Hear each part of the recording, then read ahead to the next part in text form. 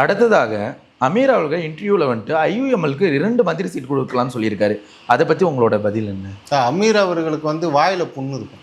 திமுக ஆட்சியெலாம் வரப்ப வாயில் அவருக்கு புண்ணு இருக்கும், பேச மாட்டாப்புல. இதே கேள்வியை இத்தனை ஆண்டுகளாக திமுக ஆட்சியில் ஒரு மந்திரி சீட்டு கூட கொடுக்கலையே.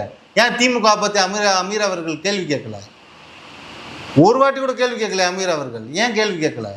ஏன் திமுக வந்தால் மட்டும் ஏன் வாய் திறக்க மாட்டேங்கிறார்? வாய் பேச வராதா? வாயில் புண்ணு இருக்குமா அமீர் அவர்களுக்கு? ஏங்க ஒரு வரலாறு படைச்சிருக்காரு முதல்வர் அவர்கள், ஒரு வரலாறு படைச்சிருக்காப்புல. இது வரைக்கும் எந்த ஒரு கட்சிக்கும் இந்த மாதிரி குறு கட்சிகளுக்கு எந்தவித அங்கீகாரமும் திமுக அரசு கொடுத்ததே கிடையாது. அமீர்லாம் அப்படின்னா கோமால இருந்தாப்புலையா? ஒன்று கொடுத்துருக்காங்க, அதை ரெஸ்பெக்ட் பண்ணுவோம். ஐஎம்எல் ஒன்று ரிக்வஸ்ட் பண்ணியிருக்காங்க.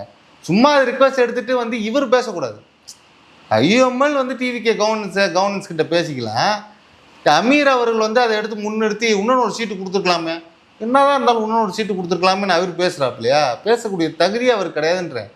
இத்தனை ஆண்டு ஒரு வார்த்தை கூட பேசலை உங்கள் முஸ்லீம் கம்யூனிட்டிக்காக. ஏன் டிஎம்கே ஆட்சியில் பேச வேண்டியதானே?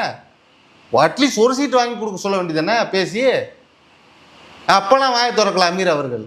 டிவிகே அரசாங்கம் ஒரு இனிஷியேட்டிவ் எடுத்து ஒன்று பண்ணியிருக்காங்க, பாராட்டத்தக்கவை. எல்லாருமே பாராட்டிகிட்டு இருக்காங்க. இவர் வந்து இதை புதுசாக விமர்சனம் பண்ணுற மாதிரி இருந்தாலும் ஒரு சீட்டு கொடுத்துருக்கலாம். போங்க திமுக கிட்ட ஏன் கொடுக்கலன்னு கேள்வி கேளுங்க. அது ஏன் தெரியல. அமீர் அவர்கள் திமுக ஆட்சி வந்தால் மட்டும் திமுகவுக்கும் அமீருக்கு என்ன சிங்க்குன்னு தெரியல. ஏதோ ஒரு சிங்கில் இருக்காங்கன்னு தெரியுது, அது மட்டும் தெரியுது. என்ன சிங்க்குன்னு தெரியல. அது ஏதோ ரெஸ்டாரண்ட் சிங்கெல்லாம் பெரும்பான்மை மக்கள் சொல்கிறாங்க, எனக்கு தெரியாது, உறுதியாக தெரியாது.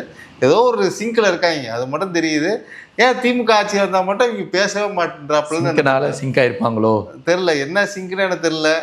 அவன் அமீர் அவர்கள் திமுக ஆட்சி வந்தால் மட்டும் கம்முன்னு இருப்பார், கமுக்குன்னு இருப்பாப்புல. வேறு ஏதாவது கட்சின்னா புகுந்து விளையாடுவாப்புல, ஏதாவது பேசணும்னு பேசுவாப்புல. ஆனால் அது வந்து ஒரு நகைச்சுவைன்னு எடுத்துக்கிட்டு போய்க்கணுமே தவிர்த்து அது ரொம்ப சீரியஸாலாம் நம்ம யோசிக்கக்கூடாது.